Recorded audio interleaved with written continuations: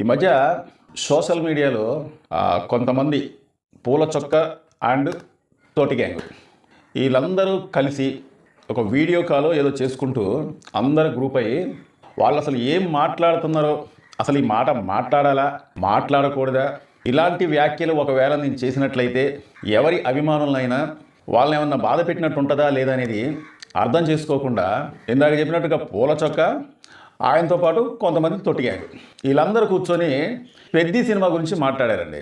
ఆ కథ మొత్తం నాకు తెలుసు, అసలు ఆ కథే బాగోదు అన్నట్టుగా మాట్లాడినండి ఈ పూల చొక్క. అసలు నాకు తెలియగలుగుతున్నా, ఒక సినిమా తీయాలంటే ఒక కథ రాసుకోవాలి. ఆ కథ రాసుకునే ముందు ఆ కాగితం మీద పెన్ను పెట్టి ఆ కథ రాసుకునేటప్పుడు వాస్తవంగా కాగితాల మీద కథ బాగానే ఉంటుంది, కానీ ఇదే కథ తెరపైకి ఎక్కించేటప్పుడు కాస్తంత అటు ఇటు అయిద్దనమాట. ఎందుకంటే కాగితం మీద రాసుకునే కథకి తెరపైకి ఎక్కించిన కథకి చాలా తేడా వస్తుంది అనమాట.